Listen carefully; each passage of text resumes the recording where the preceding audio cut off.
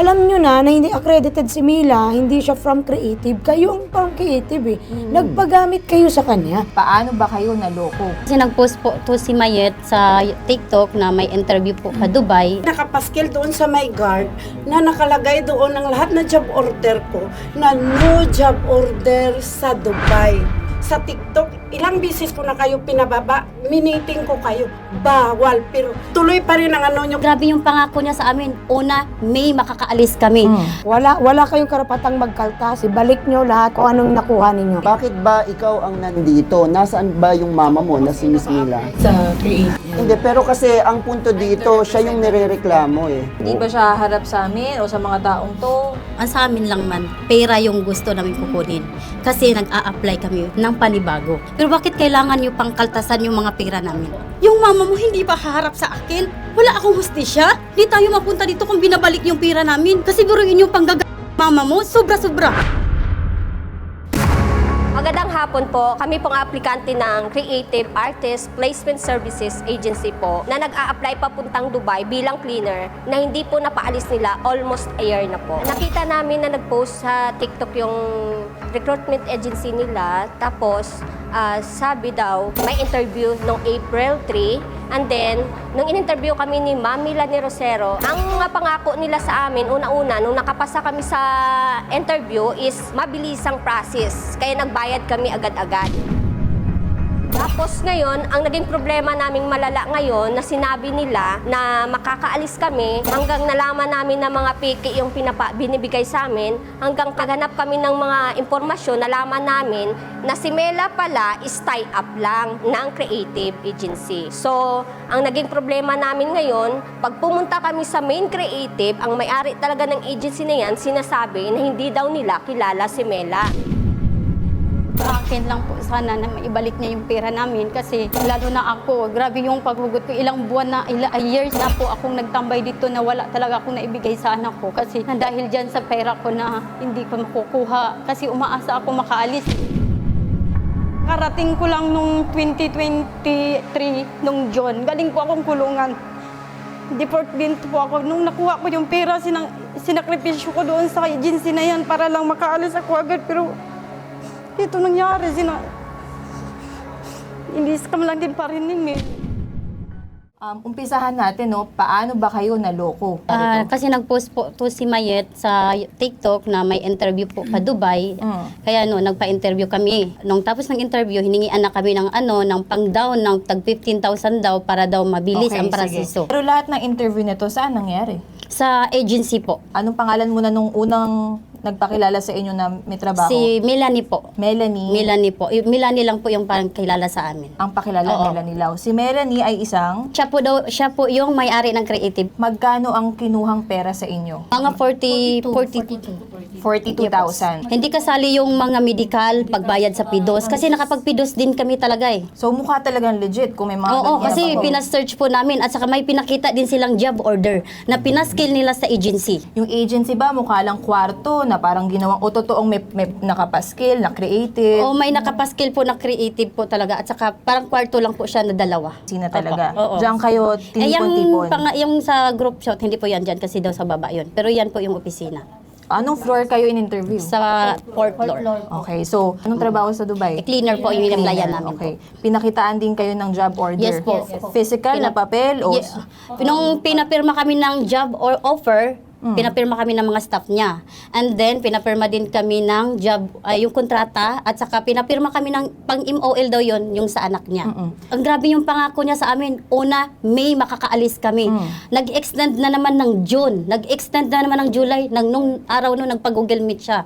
Grabe na yung makaawa namin, madam. Yung anak kailan kayo namin. nakaramdam na parang iba na to Parang Doon kami panloloko nakaramdam, na to. madam, nung sinabi ng kakilala ko, may totoong may-ari ng creative. Hindi Kaya Melanie. ako lumusob doon sa may-ari talaga at tinanong ko nung totoo kung ano ba talaga ang nangyari at saka ano ba, yun ang sinabi ng may-ari, ba't daw kami nagpaloko na wala daw yung job order. Kung si Melanie ay nagpapakilalang CEO o may-ari nitong creative na agency nga, syempre may mga staff siya na nag-handle. Opo. So may nakausap din ba kayo mga staff? Oo, ito po silang tatlo. Anong pangalan ng mga Si staff ano na po, yun? Mayat at saka Ma'am Ruth po. Mayet, Ruth, at saka si Priscilla. Pero kinikilala ba nila si Melanie as a boss? Opo. Anong tawag nila kay Melanie? Boss yung tawag nila kay Melanie. Itong tatlong to, anong naging partisipasyon sa inyo? Sila po yung binabayaran namin, sila nagbibigay ng mga resebo, at saka lahat ng mga, kung anong itatanong namin, ito kasi ang masaklap, madam eh. Magtatanong kami ng update, kung anong update, hindi nila maisagot kasi ang boss lang daw nila ang mag-a-update sa amin. Which is, sino yung boss ulit? Yung si Melanie. Okay. Oo. So, yung tatlong nabanggit nyo na staff daw ni Melanie, sila ang tumanggap ng Ng pera. pera. Floor ang main creative. Sa ground floor lang po. Ang creative na pinapakilala nito ni Mila ay anong floor siya? Sa fourth floor po. Sa fourth floor. Sa fourth floor, may nakapaskil sa labas na pangalan ay creative. Yes po. Kayo po ba ay nakatransaction sa first floor o sa fourth floor? Sa fourth floor po lahat. In total, ang Mga 30 plus po. 30 plus? Ganun kadami? Kasi yung iba po nasa probinsya. Yung ibang nga kawawa kasi walang mga resibong binibigay. Kumbaga, ginigikas. Pero may nagbayad ba sa opisina? Oh, kami po. Yes po. Pero pagdating sa pera, si Sheila at saka si Melanie Yes lang. po. Okay. Ang mga bank transfer kay Melanie rin, tama? Yes po. Okay. Palagi nating sinasabi, patas at parehas ang bitag. Nandito sa studio natin, ulitin natin, yung totoong may-ari nung creative agency na ang pangalan ay si Ma'am Georgina Soliman. Ito po. Okay, ma'am, tanong ko, ito po ba yung nakita nyo naman yung mga mukha nila? Kayo po ba nakita nyo yung mga ito sa inyong opisina? Huli na lang ma'am, nakita ko sila na about na sa pera, na iriripan. Iriripan Nagulat nila. ako. Okay. Bakit ang tinuturo? Si Sheila. Hindi kasi ang nagre-recruit sa kanila si Mabin eh. Through TikTok eh. Yan lahat, recruit niya yan. Pero itatanong ko sa iyo, ma'am, kilala mo po ba tong tatlong ito? Ang dalawa ma'am, naka-agree yan talaga. Inakri ko kaya yan sa Anong POA. accredited? Accredited sila. At saka ito lang. Ito po ay kinikilala mo na sa iyong opisina. Yes, Under yes. mo sila. Yes, ma'am. Matanong ko po, si Mila po ay under mo po o hindi? Hindi na. Kilala niyo po ba si Mila o hindi? Nanay niya ito.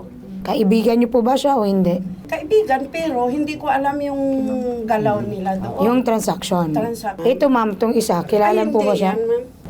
Nag-assist lang sa applicant. Oh, okay, sige. Saan po sila nag-opisina? Yung dalawa po? Sa taas. Si Mabin tsaka si ano? Ito, kasama niya sa taas. So, opisina mo po ba yung sa taas o Yes, hindi? ma'am. Naka-ano yun sa POAA. Accredited. Yung opisina po, na sinasabi po nila kung saan sila nag-apply. Yung fourth floor. Akin yun, ma'am. Sa'yo yun. Extension ko yun. Extension mo. At ang tao ay Sila ang nag-handle. sila ang nag-handle. May idea ka ba o wala dun sa transaction na mga ginagawa nila? Hindi, ma'am. Kasi nakapaskil doon sa my guard na nakalagay doon ang lahat na job order ko na no job order sa Dubai. Sinita ko na yan sila, ma'am. Bakit kayo nagkukuha ng processing? May mga ano yan sila na never kayo kumuha dahil may resibo ang creative. Bit-bit ko dyan, ma'am. Pero the fact na office mo yung nasa taas at mga tao mo ito. Yun lang ang mali ko, ma'am. Minsan di ako pumapasok kasi syempre. So hindi ka aware dun sa mga ginagawa nito aware mga na- tao mo. Aware ako na bakit sila na ganyan, na Ano lang po ba yung job order nyo? Qatar at saka Saudi lang, ma'am. Matanong ko sa iyo, Mabik, no? O saan ka nakakuha ng idea na merong hiring papuntang Dubai at saan ang galing yung job order nyo? Since ang amo ko ay si Mila, tapos kinuha niya po ako, dati po akong agent sa kanya, tapos naging staff ko. Tapos ang trabaho ko po ay nagmamarket ng tao. Aware siya nagmamarket ako through FB and TikTok. So merong concept po sa kanya. Kay Mila? Yes. May consent sa inyo, ma'am? Ma'am Georgina? Wala. Wala po siya. Wala kang alam na may ma'am. As nagano sa in, TikTok? Wala. O, di naiputan ka. Naiputan ka ng mga tao mo. Anong pagkakakilala nyo sa kanya, kay Mila? Ano siya ma'am, may mga kilala siya na sa ibang bansa, mga employer na kumukuha sa kanya ng tao. Okay. Alam nyo po ba siya ay empleyado ng creative? Noong una ma'am, hindi. Pero nung katagalan po na laman namin na hindi pala siya ang naka-accrete. Ilang buwang realization ito? Kasi ako magto 2 years. Hmm. So, nung mga 1 year na ako, dun ko na nung ina-accrete na kami, hindi pala siya ang kami lang po ang ina-accrete niya ng mga staff. Kayo lang naka-credit? Opo. Tumagal ka pa ng 2 taon. Nalaman mo na nung pagka-1 taon na hindi pala siya credited. So bakit tumagal pa? Kasi ma'am, maganda naman yung una ma'am eh. Nakakaalis. Ang dami namin pinaalis ma'am. So ang dami yung pinaalis na hindi niya alam. Dumaan doon sa Na hindi totoong- dumaan sa kanya. Dumaan po ma'am. Kasi may OEC naman. Taas mo rin yung ano yan. May OEC naman ma'am. Hindi naman makakaalis ang isang aplikante without OEC. Oh, alam mo ba yun? Sa kanya, ma'am. Ang job order na yun, Mayet, sa akin yun. Binibigay yun ni Sheila ninyo sa akin. So, pinaprocess ko ng legal. Pero yung ibig mong sabihin na ikaw talaga ang nag-aano. Sa TikTok, ilang bisis ko na kayo pinababa, miniting ko kayo. Bawal. Pero tuloy pa rin ang ano nyo. Kung hindi nang puntahan itong mga aplikante, hindi ko alam. Ang dami nyo na palang kinuha. Nakapangalan sa'yo, nakapangalan kay Ruth, nakapangalan kay Sheila. Walang pangalan po sa akin. Sino po ba, sino po ba amo nyo? Oo, yun Ma'am, na, sino amo nyo? Amo talaga namin, ma'am, is si Mila Babas Rosero po. Nya. Siya po ang amo, siya po ang nagbibigay ng sahod. Kaya andito po kami kasi nung time na magre-resign kami, nung time na yun, ma'am, hindi niya kami pinapasahod. Yung pinapasahod namin, low, hindi pa minimum.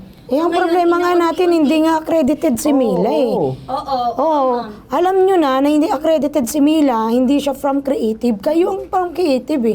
Nagpagamit kayo sa kanya. Kasi may anak po siya na representative sa kanya, ma'am. So ikaw ilang taon ka nang nag-agent, ma'am? Magto 2 years na po. Kay Magto Mila? 2 years. 2 years ka na kay Mila? Mantakin mo. Magto 2 years pa po. O ilang taong nang naloko mo? Ang hindi naman po ako naloko, ma'am. Kasi Ay. ako nakabase Hindi sa... mo ba alam na merong na. main office sa first floor? Hindi ka ba Alam po. nagtataka na lagi ka lang nasa fourth floor? Hindi mo alam yung mga tao sa... Kilala mo ba yung mga tao sa first floor? Yes, ma'am. Kasi Sir. kung kilala mo rin si Ma'am Georgina na Yes siya yung po, totoong kilala ko. may-ari. Eh bakit ang kinikilala mong may-ari yung Oo. nasa fourth floor? Kasi siya ang nagpapasahod sa akin, sir. Eh, ba't nyo dinadala yung creative na pangalan? Kasi yun ang dinadala po ni Mila po. Which is totoo, hindi? Na ano ba? Na ma'am? taga-creative si Mila. Yun po ang pinakilala nung unang-una Hindi sa nga, akin, ma'am. nasa baba lang yung creative, ma'am. Yes, 'Di ba? po. Mm-mm. Wala ka man lang, totoo bang taga-creative tong Mila na to? Sa 2 years na yun? Ma'am, kasi nakadepende ako sa kanya, ma'am, kasi boss ko po siya. Ay, Doon grabe po ka, ako madam. kumukuha ng ano sa Sana kanya. Nalaman mo na maririnig yung illegal na nga realization eh. mo, no? Ay, hindi po ako nakaano ng illegal, ma'am, kasi connected po yung anak niya eh. Sa kanila eh. Si Mila ay illegal. Eh, hindi nga kinikilala eh. Kayo lang ang kumikilala Pero sa kanyang amo eh.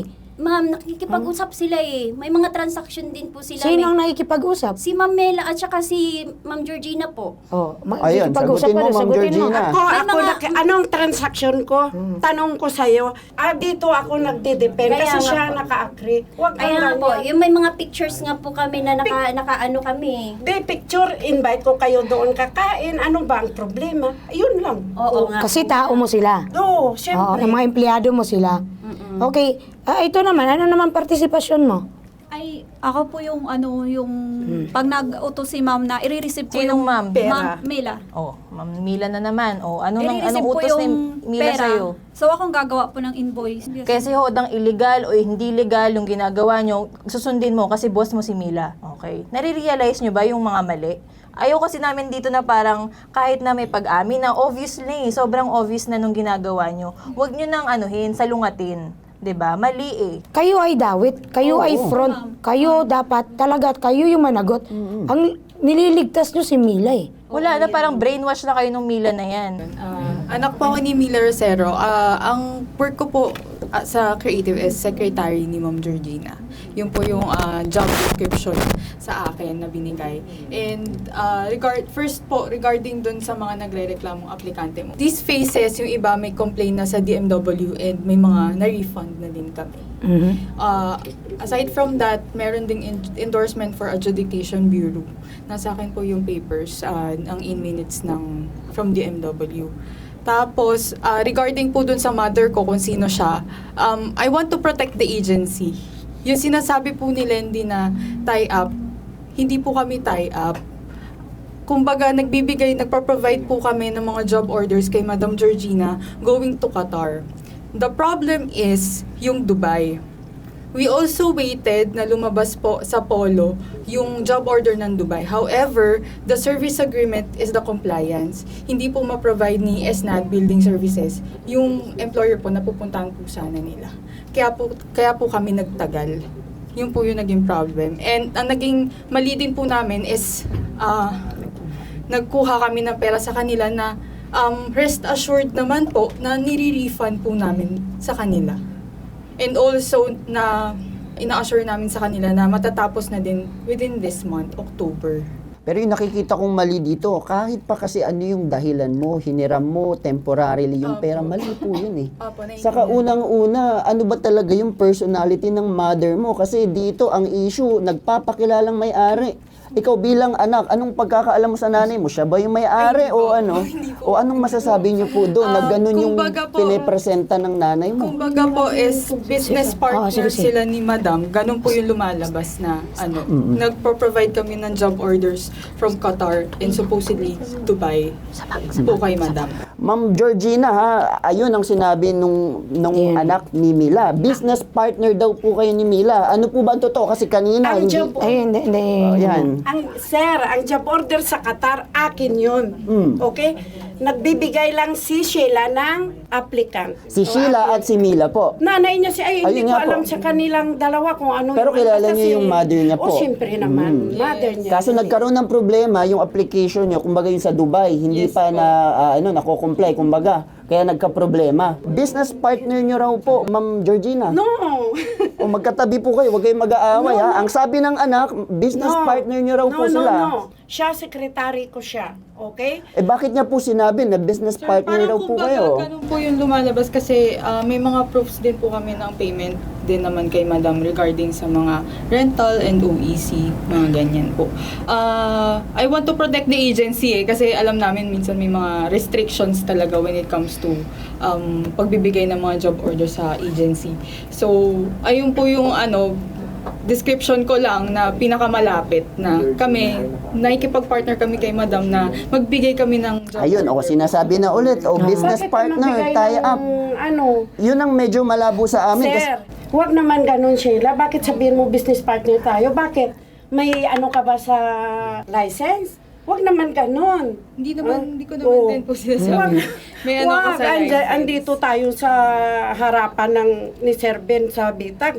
Ganun, siyempre, linisin ko rin. Hindi ako nanguha ng pera sa mga tao. Alam ninyo na pag job order sa Qatar, salary deduction, 1 month salary. Pinapapirma ko yung mga aplikante na doon sila magbayad sa Tama, yun pa yun. company. Tama, yun pa yun.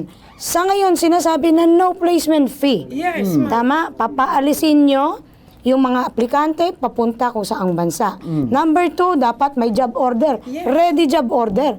Para alam na may trabaho na silang pupuntahan. Hindi kayo kukuha ni sentimong duling dyan. Tama. Tama? Tama. Yun yung punto ko. Kayo, kung sinasabi ninyo, sige, pag-partner na. Alam niya bang kumukuha kayo ng pera? Alam niya na kumuha kayo ng pera? May part po na hindi niya din talaga alam kasi nga po, yung transaction sa taas is iba din po sa transaction sa mid. Eksakto. Kayo ma'am, alam nyo ba na hindi kailangan kumuha lahat placement fee? Kasi nagagamit nyo yung agency niya. Dapat hindi kayo kumuha ng pera. Hindi nyo napaalis. So, kaya tayo nandito ngayon eh. Kasi kung okay yan, napaalis nyo sila, walang nagre-reklamo ngayon. Ang job order ko nga, ma'am, sa Dubai, hindi pa nga, December pa yan pinasok doon. Ang tagbir, hindi talaga, hindi ako nagre-recruit, kaya walang job order, ang creative sa Dubai. Pero ma'am ha, ako ang pinakamalaking katanungan pa rin sa akin, and paano pinamugaran yung 4th floor ng mga taong hindi mo naman kinikilala bilang ano. Isipin nyo, iba yung kilala nilang boss sa 4th floor. Kayo nasa first floor. Yun na nga, sir. Kaya yung sinabi niya sa amin, mag-business partner kayo, somehow parang sa akin, it makes sense. Pero kayo, ayaw nyong talagang Hindi, sir. ako Hindi. parang Sa totoo aminin. lang, kahit mag-ano yan, anong business partner? Kasi ang gulo, ko nga. hindi naman pwede ang isang kumpanya, dalawa ang CEO o presidente. Sir, Ang por question family namin, lang yan. paano po yung 4th floor? Pinamugaran ng mga taong hindi ka kinikilala. Extension office po kasi. Ay, ayun nga. Pero kasi sila, talaga sinasabi nila, ang boss nila kasi si Mila.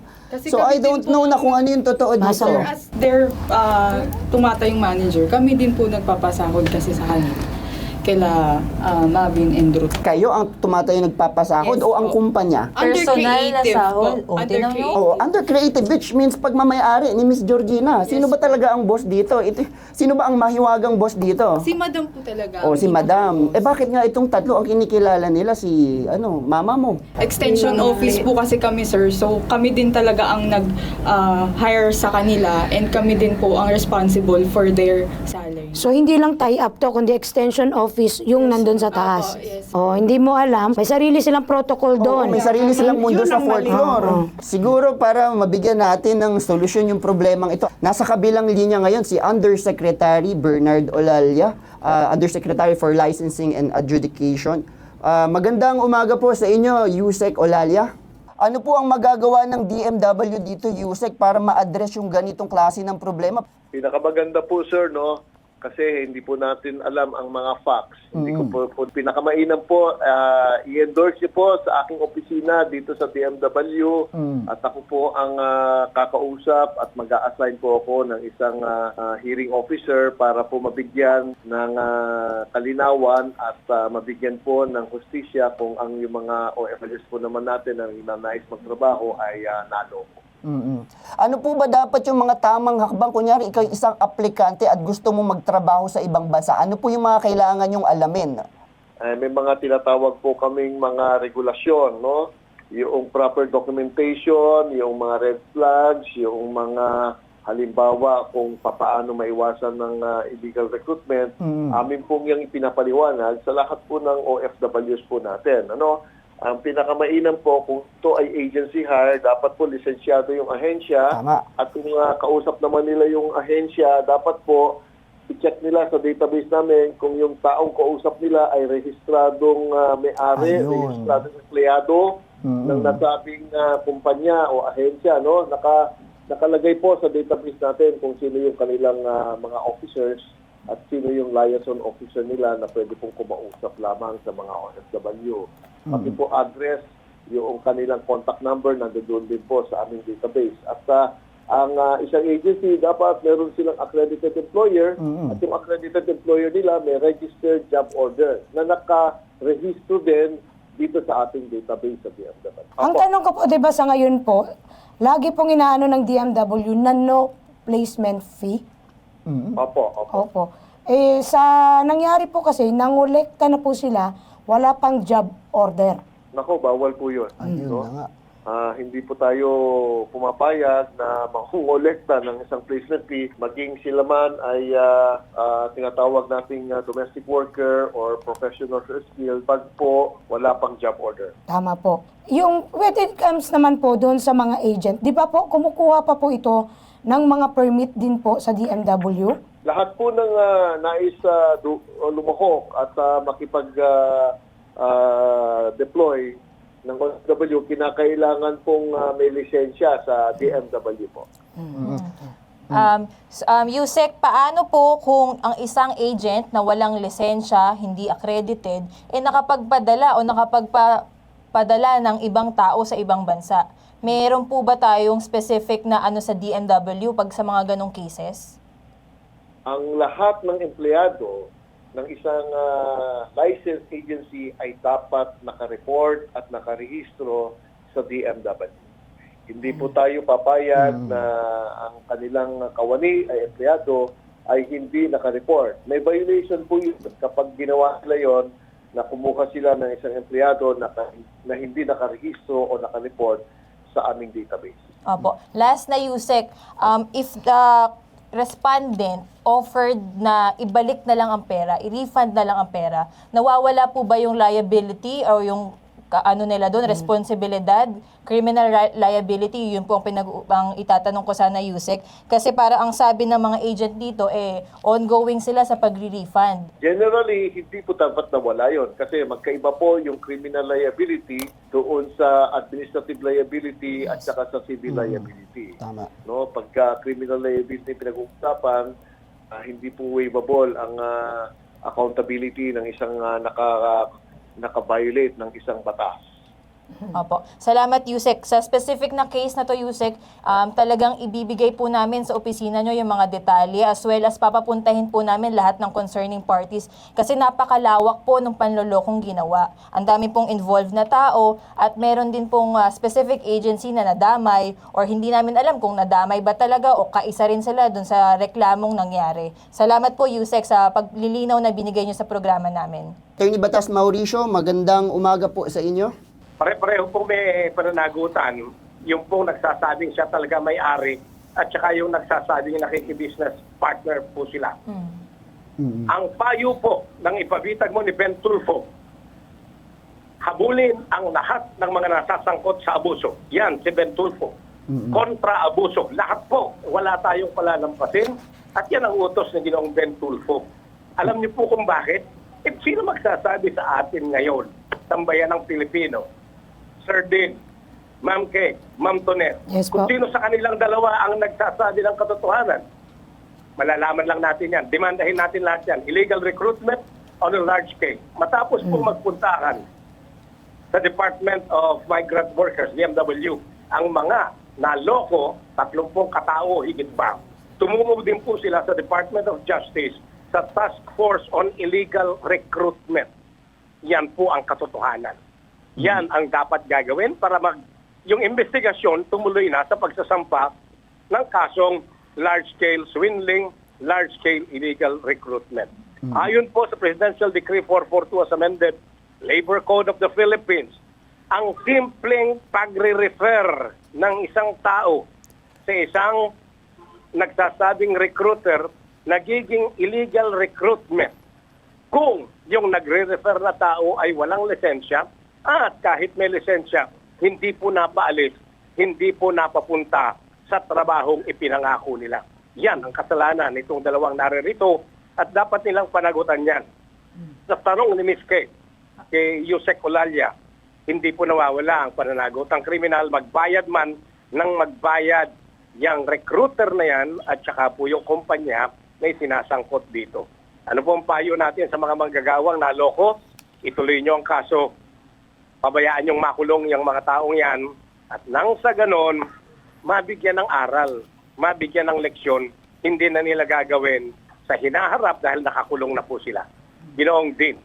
Alam niyo, Attorney Batas, yung sinabi niyo nga po, no, kung sakaling talagang merong 24/7 na hotline itong DMW na kunyari nga para maiwasan. Alam niyo kasi, Attorney Batas, kaya umaagree rin ako sa iyo kasi ang dami po naming natatanggap dito sa Bitag ng mga biktima po, no, ng mga ganitong agency, no. May mga dorobong agency, may mga legal naman pero at nagagamit din sa illegal. So marami po, Attorney Batas, kaya yung sinabi niyo nga po na parang suggestion yun na 24/7 na hotline na may matawagan po yung mga Pilipino or aplikante para maiwas po sa ganitong klaseng illegal recruitment.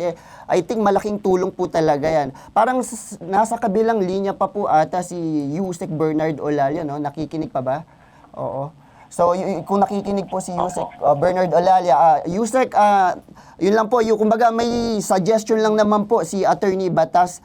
I'm not sure po kung narinig nyo po. Baka at least kasi po dito sa Bitag, katuwang rin naman po kami, no, sa law enforcement natin na maiwasan po ng publiko itong pagiging biktima po ng illegal recruitment or sabihin natin panloloko. Ano pong masasabi nyo po, Yusek, no, sa sinabi po ni Attorney Batas po? Nandiyan pa po ba si Yusek? Hello? Ayan.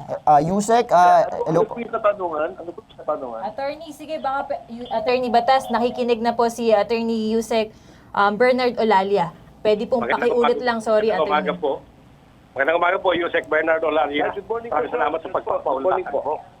Opo. Ang panukala po namin dito sa Ipabitag Munipen Tulfo para maiwasan ang mga naaabusong mamamayan natin na pinapangakuan pero wala naman pala, maglagay po kayo dyan sa DMW ng 24/7 call center para po madali para sa sambayan ng Pilipinong nagnanais makapunta ng abroad o di kaya inaalok sa kanilang barangay na malaman kaagad kung ito pong mga nag-aalok ng trabaho sa abroad ay lehitimo o hindi. Baka po pwedeng maidulog po ito kay kalihim Leo Hans Kakdak.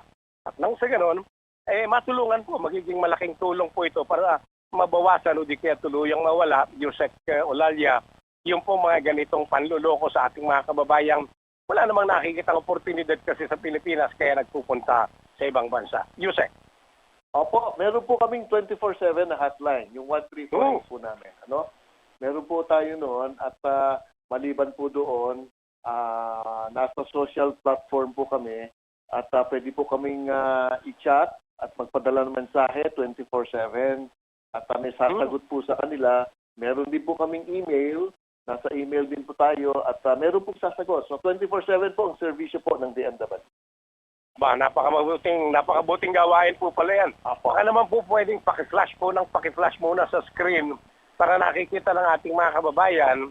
Kasi yun po layunin ni Ginoong Ben Tulfo. Hindi lang naman po ito parang paghahabol sa mga may kasalanan, kundi pagbibigay kaalaman sa sambayanan kung paano malulutas ang pang-araw-araw na problema. Yan po si Ben Tulfo kontra abuso, Yusek Olalia.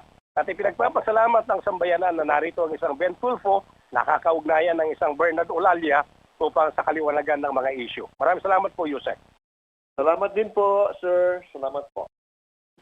So, mga ma'am, mga sir, no? Meron bang sir dito? Wala, puro babae pala. Okay? So, narinig nyo naman yung usapan ni Attorney Batas at ni Yusek Bernard Olalia. Kumbaga, legal aspect, administrative case, lahat ng mga pwedeng magawa natin, okay, magsampa ng kaso, itutuloy natin. Pero yun nga, kung nagkakaroon na kayo ng usapan sa DMW, yung iba sa inyo na magre-refund, I think, nasa adjudication na ata. Kung gano'n naman na pala, hindi tanggapin nyo yung pera. Pero if you will file a criminal case against this person, hindi naman namin kayo pwedeng pigilan. Nasa decision nyo pa rin yung mga yan. Sabi nga natin, kahit na makapag-refund sila, ay hindi pa rin nawawala yung criminal aspect Yung na nangyari. liability, oo. O pananagutan nila doon sa pagre-recruit at hindi nila napaalis. Ako, Nakompleto natin, no, Ma'am Tonet, Oo, din, hawakan mo, yung mga ma'am. aspeto ng mga sumbong ninyo. Ang kulang dito, si Mila Rosero. Okay? Wala siya dito. So, baka bigyan namin kayo ng pagkakataon, although nandito yung anak niya, andito yung, ewan ko, mga empleyado niya, na feeling boss kasi si Mila siya nagpapakilalang manawagan kayo kay Mila. Ang sa amin lang man, pera yung gusto namin kukunin. Kasi nag-a-apply kami ng panibago. Pero bakit kailangan nyo pang kaltasan yung mga pera namin? Alam nyo ba, madam, yung lupa ko na isang lana, hindi ko nga alam kung saan ko wala na akong pangbayad doon. Tapos ngayon, kakaltasan mo yung pera ko. Yung mama mo hindi ba haharap sa akin? Wala akong hustisya. Hindi tayo mapunta dito kung binabalik yung pera namin. Kasi buruin yung mama mo, sobra-sobra. Bakit ba ikaw ang nandito? Nasaan ba yung mama mo na si Miss Mila? Hindi, pero kasi ang punto dito, siya yung nirereklamo Bakit nga ba? Wala. Asan siya? Sa bahay po siya ngayon. Hindi ba siya harap sa amin o sa mga taong to?